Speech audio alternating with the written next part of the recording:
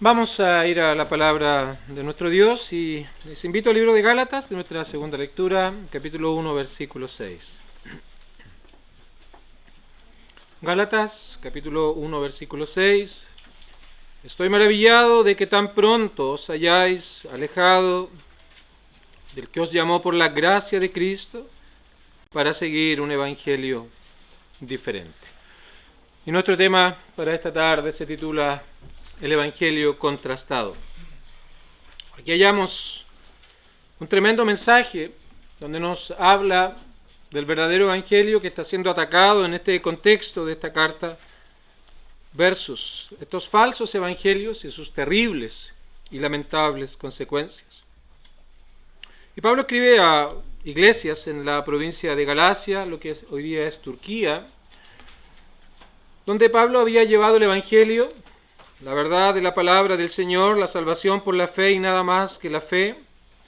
Pero luego de que él saliera de aquel lugar, judaizantes vinieron para sembrar una falsa enseñanza de que lo que Pablo decía, de que la salvación era solo por la fe en Cristo y nada más, era algo incompleto, que se necesitaba añadir algún tipo de ceremonias, algún tipo de ritos, de tal manera que de esa manera ahora las personas podrían realmente alcanzar comunión con Dios. Entonces Pablo lo que hace en esta carta es poder llamar la atención de tal manera de vindicar el Evangelio como el más hermoso mensaje, como el mensaje más sublime y glorioso que el hombre puede escuchar. Y la pregunta que surge de inmediato es, ¿qué es el Evangelio? ¿A qué nos referimos cuando hablamos de lo que es el mensaje del Evangelio? Y en términos simples, básicamente podríamos decir que es un mensaje de reconciliación con Dios.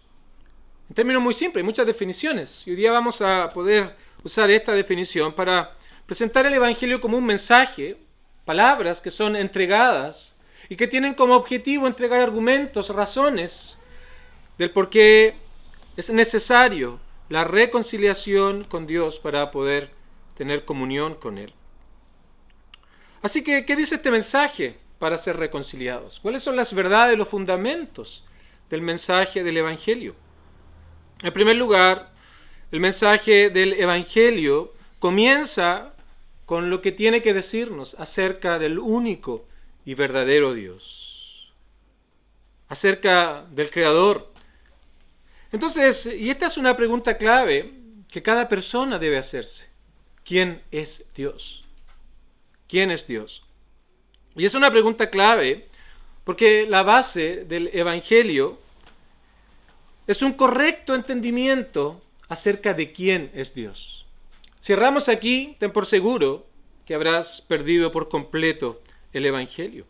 De hecho, Juan, hablando en capítulo 17, citando a Cristo, dice, y esta es la vida eterna, que te conozcan a ti como el único Dios verdadero. De hecho, Hebreos también lo señala. El que se acerca a Dios, para acercarse a Dios, es necesario creer que Él existe.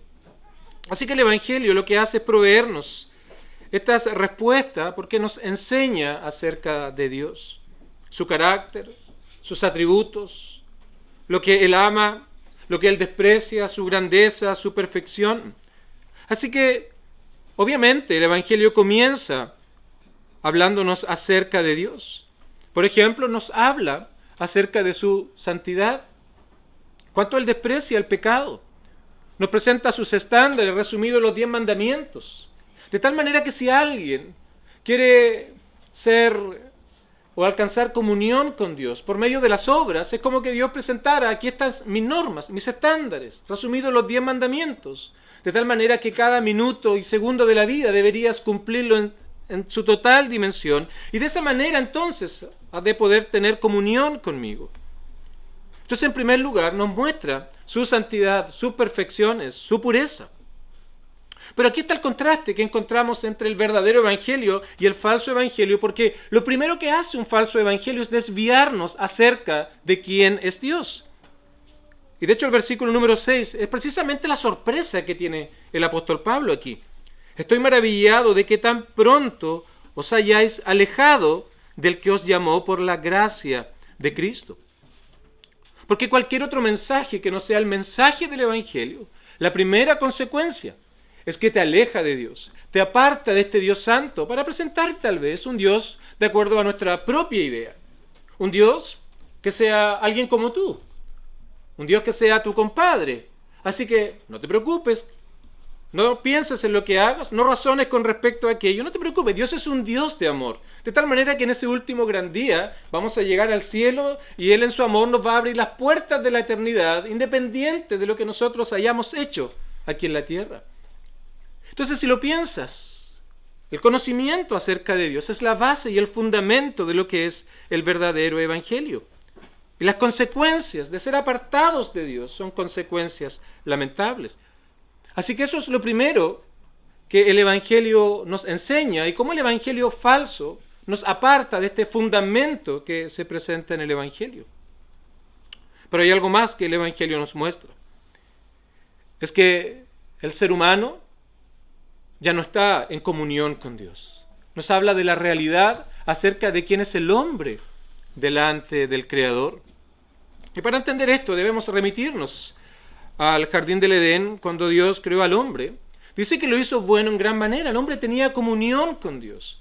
El hombre hallaba deleite en Dios, en obedecer a Dios antes de la caída. Así que la Biblia nos explica todo lo que es el origen de la vida, pero también ahora nos da las razones de por qué ese cambio y por qué hoy día hay violencia, hay maldad, hay orgullo, hay engaño. Y todo aquello es presentado en el capítulo 3 del libro de Génesis, que trajo consecuencias lamentables y terribles en el ser humano, de tal manera que todo su ser, todo lo que el hombre es, fue afectado por la maldad, por el pecado. Y eso es lo que conocemos como la doctrina de la depravación del hombre. Ahora, cuando hablamos de esta doctrina de la depravación del hombre, no estamos diciendo que el hombre es tan malo como pueda llegar a serlo. Por supuesto, tenemos casos, aparecen en la televisión de vez en cuando, algunos jóvenes o personas adultas donde el freno de la gracia común de Dios ha sido quitado y llegan a hacer cosas aberrantes, cosas que aún sorprende a las personas que están privadas de libertad, aún sorprende a las mentes más dañadas. Hay casos extremos, por cierto, pero cuando hablamos de la doctrina de la depravación del hombre, no queremos decir que el hombre es tan malo como pudiera llegar a serlo, o que sea incapaz de reconocer en algo la voluntad de Dios, o que no sea capaz de hacer bien a sus semejantes, o que no pueda inclusive rendir una cierta lealtad externa a las normas de Dios y a los estándares de Dios por una vida de religiosidad meramente. Así que no estamos diciendo eso con la depravación total del hombre. Lo que decimos básicamente es que cuando el hombre cayó en el jardín del Edén, cayó en su totalidad, de tal manera que cada área del ser del hombre, cada parte del hombre ha sido afectada por el pecado. Todo lo que el hombre es, su mente, su voluntad, sus sentimientos, su conciencia, todo aquello quedó cautivo del pecado, de tal manera que todas sus facultades quedaron presas del dominio del pecado y Satanás. Así que la consecuencia obvia es que la comunión en la cual estaba el hombre fue completamente rota. Y allí la raza humana comienza la vida intentando vivir apartado de Dios. Ese fue el ofrecimiento, de hecho, por el cual los primeros padres cayeron. Seréis como dioses. Van a poder decidir lo que es bueno y lo que es malo. Van a poder ustedes decidir aquellas cosas que quieren o no quieren hacer, independiente de cuál es la voluntad de Dios. Ustedes serán su propio Dios. Así que allí comenzó esa carrera, intentando vivir apartado de Dios y ser dueño de su propio destino. ¿Y cómo vemos ahora eso en el día a día? Lo vemos constantemente en ese rechazo activo que hay hacia Dios. O tal vez puede ser la indiferencia. No me interesa. Esas cosas no tienen relevancia ni importancia para mí. O tal vez otros preferirán la ignorancia, algo que prefieren mantenerlo allí apartado completamente, viviendo para sí mismos, buscando simplemente aquellas cosas que le agradan, sin ningún interés en los asuntos espirituales, ningún interés en las leyes santas, ningún interés en conocer acerca de quién nos creó, absolutamente indiferentes a las bondades de Dios. Y aquello no es más que una demostración, una manifestación de lo que es la naturaleza caída y corrompida del ser humano, producto de la caída. Y es en esto entonces, en esta realidad del ser humano, donde encontramos la explicación para todo lo que vemos hoy en día en la sociedad. El ateísmo, la indiferencia, el sufrimiento, la enfermedad, pandemias, para la soledad, los abusos de la sociedad, la infértil manera en cómo los países buscan resolver los problemas. Cuando tú ves estas cosas, lo último que vas a ver allí va a ser algo acerca de Dios. El hombre busca incesantemente, basado en sus propias ideas, solucionar el gran problema del hombre, que no está en comunión con Dios. Es enemigo de Dios, está alienado en contra de Dios. Esa es la realidad del ser del hombre. Entonces el Evangelio no solamente nos habla de Dios, sino también nos habla de nuestra propia realidad. Y es este mensaje tan glorioso que nos presenta esta realidad a cada persona, a cada ser humano. Nos habla de nuestra responsabilidad delante de Dios. Entonces, cuando pensamos en esta vida, cuando pensamos en nuestra realidad y en la incapacidad producto de nuestro pecado de cumplir las demandas de Dios, es que comenzamos a pensar, comenzamos a darnos cuenta de cuán lejos estamos de Dios, de cuánto necesitamos estar reconciliados con Dios. Pero a la vez vemos nuestra incapacidad, vemos la necedad en buscar por nuestras propias obras, esfuerzos o méritos, algo que es imposible, dado que jamás podríamos nosotros cumplir las santas y justas demandas de Dios. Y aquí está una vez más el contraste. Los falsos evangelios van a embellecer esta terrible realidad del pecado. Ellos te van a decir, mira, eres una víctima de las circunstancias. El problema no es tu corazón. El problema no es lo que hay en ti, el problema es la sociedad. El problema es lo que ellos han hecho, es lo que la política, las personas, los colegios o lo que sea, siempre van a buscar explicación fuera de ti, jamás van a mirar al corazón. Te van a presentar como un auto hermoso, brillante, un auto del año, hermosas ruedas, hermosas llantas, un color realmente atractivo, pero que no tiene motor. Y ellos te van a decir, no te preocupes por aquello. Simplemente aquello es una circunstancia, eres una víctima de aquellas cosas, cuando el Evangelio te habla claramente acerca de la realidad en la que estamos delante de Dios. Los falsos evangelios te van a ocultar todo eso. Te van a decir, no te preocupes. En el camino se arregla la montura. En el camino las cosas pueden cambiar, no te preocupes. Simplemente en algún momento algo va a pasar. Falsos evangelios. Y Pablo se maravilla aquí. Él había enseñado la verdad del Evangelio, de la salvación por la sola fe en Cristo y no por obras. Y está maravillado de que tan pronto se hayan alejado, se hayan apartado precisamente del más glorioso y sublime mensaje, se hayan apartado del que os llamó de Dios para seguir un Evangelio diferente. Así que el primer contraste es que el Evangelio nos habla de Dios y los falsos evangelios nos apartan de Dios. Los falsos evangelios embellecen esta terrible realidad y el Evangelio nos habla acerca de lo que realmente somos y lo que hay en nuestro corazón. En tercer lugar, este mensaje del Evangelio nos señala ahora el camino para ser reconciliado con Dios. Muestra quién es Dios, muestra nuestra incapacidad. Evangelio, buenas nuevas, nos presenta el camino para poder ser reconciliado con Dios. Y aquí lo presenta también en el versículo número 6. Dice, nos llamó Dios por la gracia de Cristo. Aquí nos habla de la misericordia, del amor de Cristo, cuando Él vino a esta tierra a entregarse para que precisamente el hombre ahora pudiera tener el único camino para poder estar a cuentas con Dios. Así que el Evangelio nos habla de la obra de gracia que Cristo hizo en la cruz del Calvario. Las demás religiones se basan en obras, se basan en trabajos que deban hacerse, méritos que se deban pagar, enmandas que se deban alcanzar, de tal manera de con ello generar mérito para poder nosotros alcanzar algún tipo de comunión con Dios o algún favor divino. Cualquier religión que tú puedas estudiar simplemente es un más grande o menos complejo sistema de obras por el cual nosotros podemos ganarnos el favor de Dios.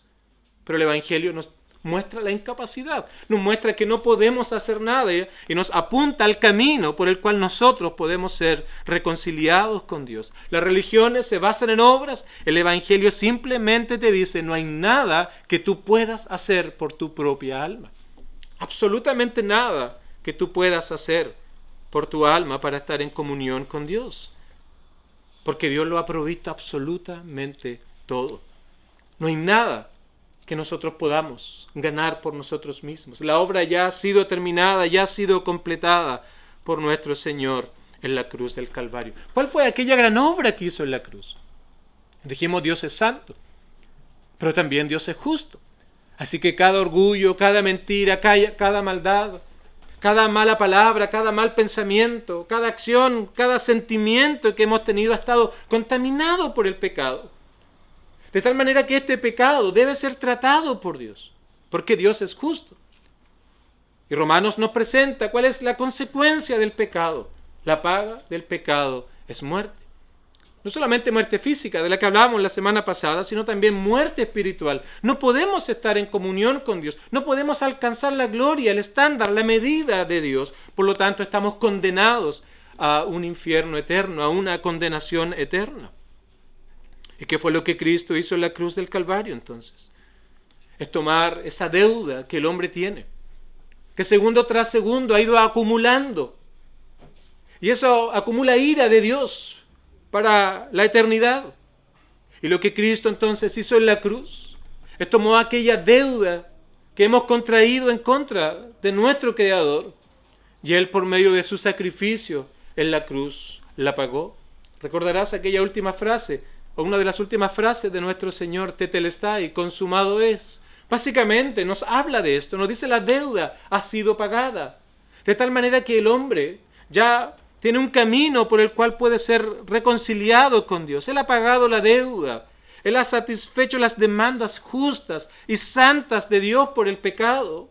De tal manera que Él se hizo a sí mismo pecador. No en el sentido de ser un pecador, sino en el sentido de llevar las consecuencias del pecado. De tal manera que el que no conoció pecado, como lo presenta Pablo en Corintios, lo hizo pecado para que nosotros ahora, injustos, pecadores y lejos de Dios, fuéramos hechos justicia de Dios en Él. Eso es lo que Cristo hace. Cuando venimos delante de Él, cuando reconocemos nuestra realidad y cuando comprendemos que tan solo Cristo es quien puede darnos comunión con Dios y nos aferramos a Él y nos arrepentimos de nuestros pecados, es en ese momento que la Biblia nos habla de que el hombre es justificado delante de Dios. Es una declaración donde Dios dice, este hombre, por su fe y su confianza en Cristo, es declarado justo. Ya no hay deuda por el pecado, ya no hay deuda por todo lo que él ha hecho, más bien todo aquello fue clavado en la cruz del Calvario. Así que ese hombre es justo ahora, esa mujer es justa delante de Dios.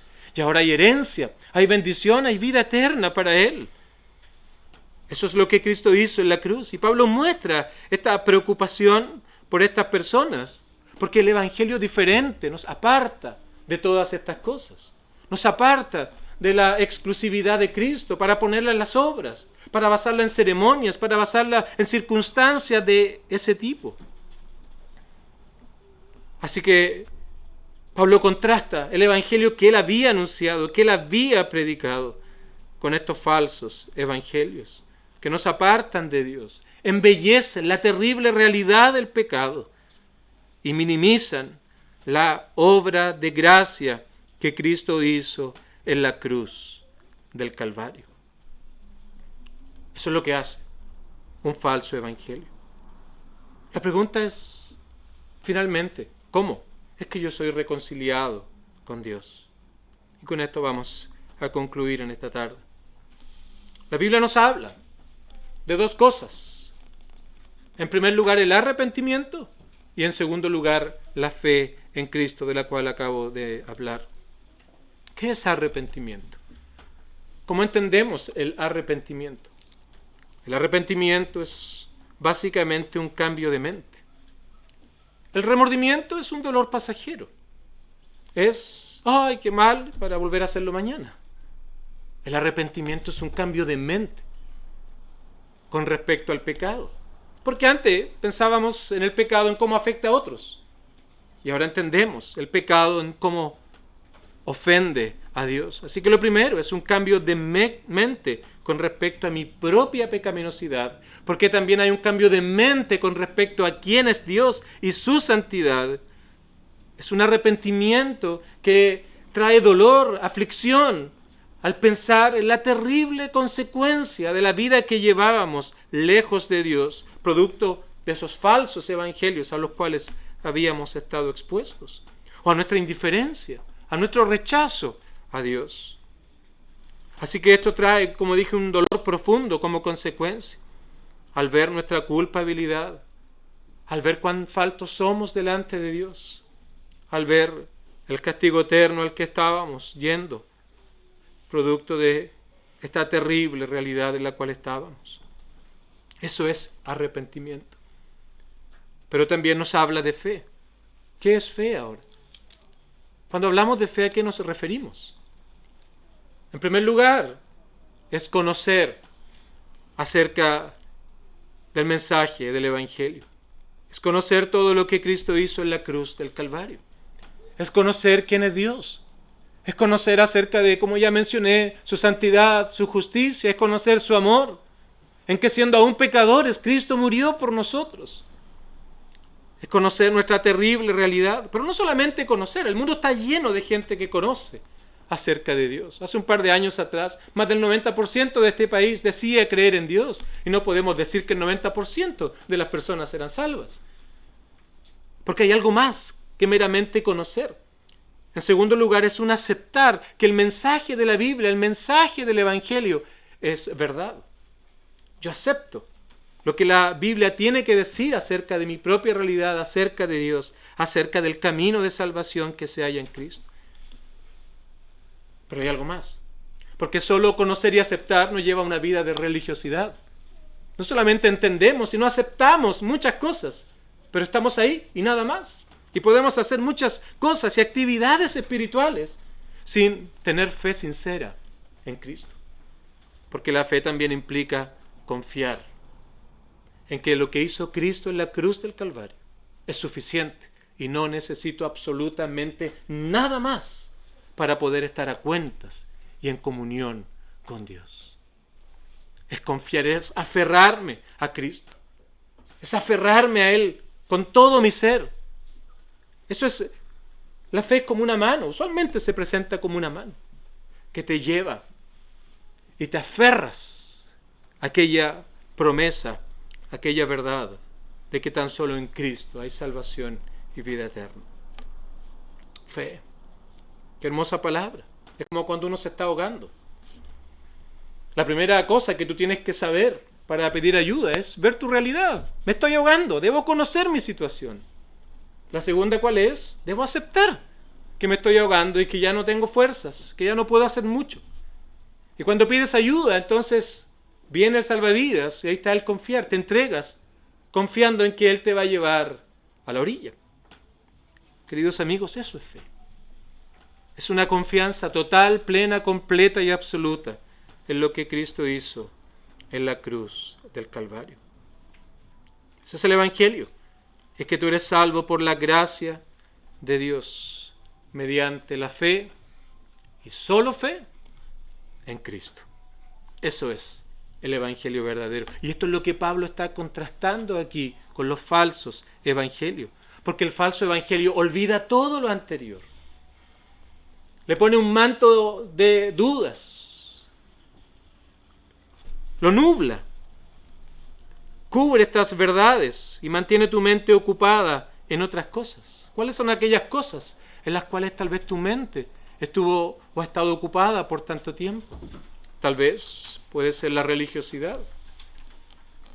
Tal vez años trabajando, años haciendo y sirviendo en distintos lugares, activismo, o tal vez un intelectualismo.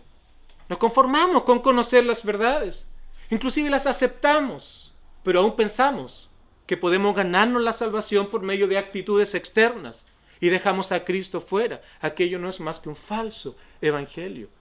Es un falso evangelio que te lleva a una terrible consecuencia, que no es más que la condenación eterna. Aquello está en el versículo número 8 y versículo número 9. Así que un falso evangelio aparenta ser algo bueno, aparenta ser algo correcto, pero no es más que confusión y que trae condenación. Te da una visión falsa de Dios y pensamientos errados acerca de lo que es la comunión con Dios. Aquí hay muchos creyentes. Te invito a pensar un poco en la vida que llevábamos antes. Cómo aquello tranquilizaba nuestras conciencias, tranquilizaba nuestros pensamientos, pero sin darnos cuenta de que no era más que pensamientos errados acerca de lo que realmente es la comunión con Dios. El falso evangelio te lleva a un lamento externo por algo que es ajeno a ti, porque te ponen como víctima el falso evangelio. Y de alguna manera busca que te sobrepongas a esa lamentable situación. Jamás te ha de presentar como culpable delante de Dios, como responsable delante del Dios soberano. Jamás lo hará, simplemente como víctima. Así que jamás vas a ver en los falsos evangelios la necesidad de un verdadero arrepentimiento, porque no hay ese llamado en los falsos evangelios. Y por eso Pablo se sorprende aquí. Está maravillado. ¿Cómo es que estos hombres creyeron algo que era tan opuesto al mensaje que él había enseñado en aquellos lugares? Y no solamente te aparta de la necesidad del arrepentimiento al ponerte como víctima, sino que también te aparta de la necesidad de un Salvador para estar reconciliado con Dios. Tú te las puedes, te dirán, apartando tu mente de la necesidad de un Salvador. Y es triste decirlo, pero quizá es la realidad de algunos hoy aquí. Tal vez eres uno de aquellos que creciste asistiendo a alguna iglesia, cumple ciertos deberes, y todo eso es hecho sin tener real y verdadera comunión con Dios.